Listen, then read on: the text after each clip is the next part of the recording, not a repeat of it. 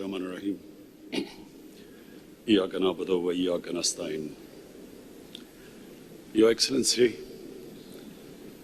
Mr. Imran Ali Rahman, President of Tajikistan, Excellencies, leaders of SCO member states and observer states, Excellency Mr.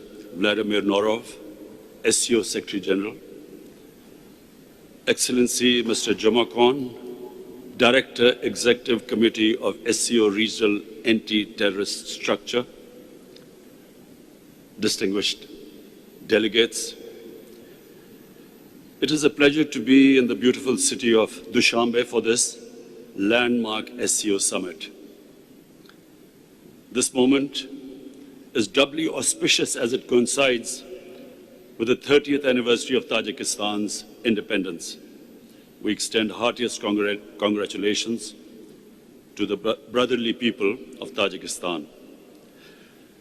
I also take this opportunity to facilitate President Imran Ali Rahman for his wise stewardship of SCO during Tajikistan's presidentship. Excellencies, the 20th anniversary of SCO is an important juncture to reflect on our journey so far.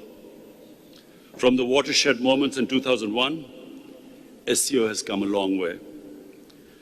Guided by the Shanghai spirit, SCO has steadily grown in size and stature. Today, SCO cumulatively represents 44% of the world population, 25% of the global landmass, and 20% of the global GDP.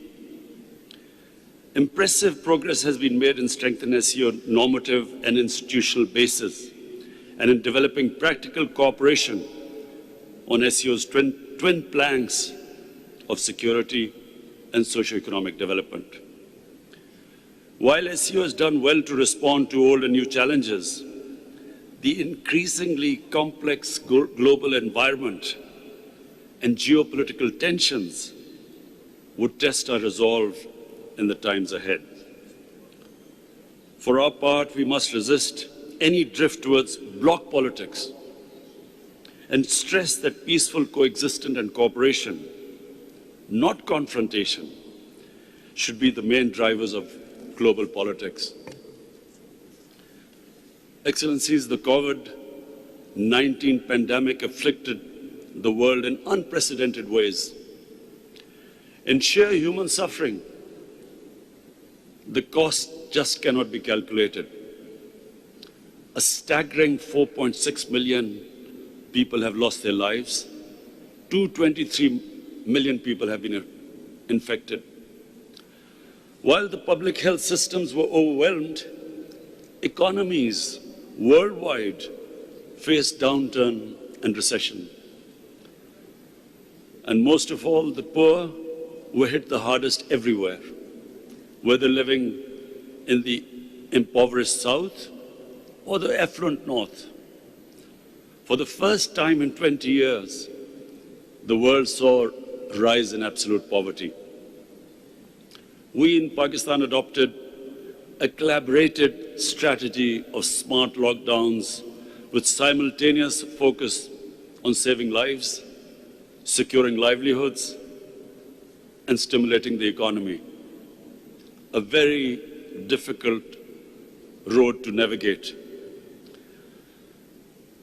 Our social protection program, which was called SAS, Compassion, helped millions of families to survive. I also launched a global initiative for debt relief to help create fiscal space for developing countries, to mitigate the negative effects of the pandemic and achieve sustainable development. The advent of COVID vaccine in a relative short time is a miracle of science. We believe science should continue to guide the world's efforts as it combats the pandemic. Attempts to politicize the question of virus origin should be avoided, as it is divisive at a time when the world needs to unite. The vaccine should also be available to everyone on equitable basis as a global public good. Excellencies, climate change is another existential threat that our planet faces. Mitigating its effects is rightly commanding the highest priority on global agenda. Pakistan's contribution to global emissions is negligible, yet we are amongst the 10 most vulnerable countries to negative effects of climate change. My government, I'm proud to say we've initiated a flagship program of planting 10 billion trees. Our initiative for Clean and Green Pakistan not only aims to protect nature and restore ecosystems, but also expand ecotourism and create thousands of new jobs for our youth. We're also committed to shifting our energy mix towards a clean and low-carbon trajectory, and are projecting 60% of our energy to be clean by 2030. We continue to work with the international community towards comprehensive implementation of Paris Agreement and mobilization of enhanced international climate finance to achieve our shared objectives. Excellencies, as the world marked the 20th anniversary of 9/11 attacks, we are all reminded that despite international community's earnest efforts, the threats posed by terrorism still persist. Associating one religion with terrorism has enabled far-right, populist and supremacist groups around the world to propagate, multiply and accumulate influence. In some cases, such extremist and bigoted ideologies have ascended to capture the state power in so-called democracies. The fight against terror should not be won if we ignore that these threats and challenges, the biggest of which is state terrorism, perpetrated against people living under foreign occupation in disputed territories. For decades, Pakistan has suffered from terrorism that was planned, supported, financed, and orchestrated by state entities from across the border. Outside the active zone of conflict, no other country has suffered more than Pakistan. We have suffered 80,000 casualties, an economic loss in excess of $150 billion, apart from millions of people being internally displaced. Yet our resolve remains strong.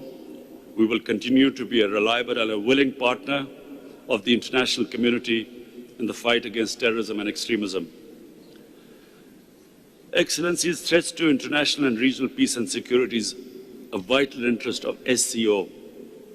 We believe faithfully implementing UN Security Council resolutions for peaceful settlement of outstanding disputes is a necessary condition for peace and indispensable for creating an environment of cooperation. Unilateral and illegal measures to change the status of disputed territories in violation of Security Council resolutions run counter to this objective. Such measures must be condemned and opposed firmly for being in violation of the SCO Charter and its well-established principles of interstate relations. Excellency, most significantly, Afghanistan is rightfully the focus of our attention in view of the recent developments. The sudden change of the previous regime, which took everyone by complete surprise, the takeover by Taliban, and the full withdrawal of foreign forces has established a new reality in Afghanistan. That all this happened without bloodshed, without civil war, without mass exodus of refugees, should be a matter of relief to all of us. We in Pakistan were fearing a bloodbath like it happened after the Soviets exited from Afghanistan in 1989. It is now in the international community's collective interest to ensure that there is no renewed conflict in Afghanistan and the security situation is stabilized. Equally urgent priorities are to prevent a humanitarian crisis and an economic meltdown.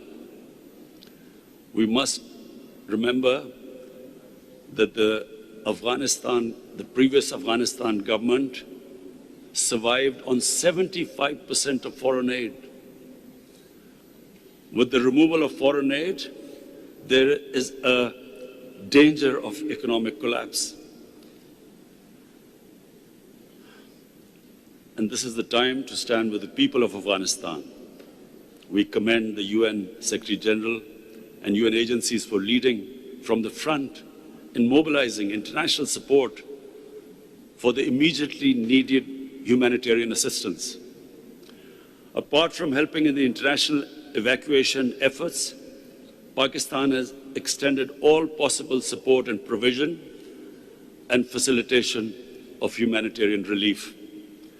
Going forward, we believe positive engagement of the international community with Afghanistan is extremely important.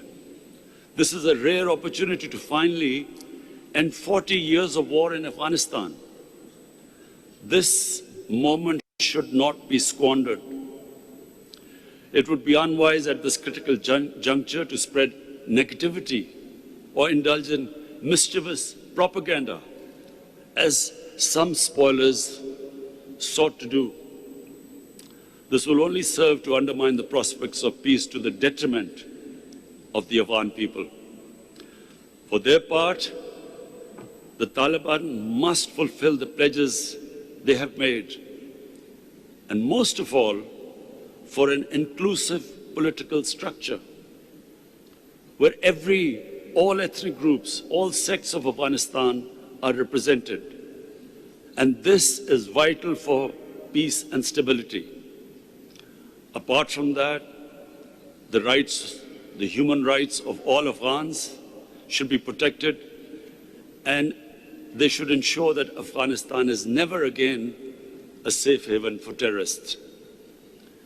As a country that has continuously suffered from the spillover of conflict and stability in Afghanistan and borne the burden of nearly 4 million refugees for almost 40 years, Pakistan has an abiding interest in peaceful and stable Afghanistan.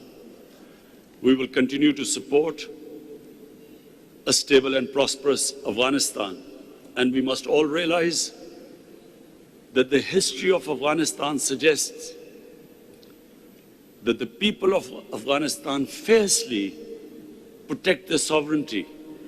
Afghanistan is one country that cannot be controlled from outside.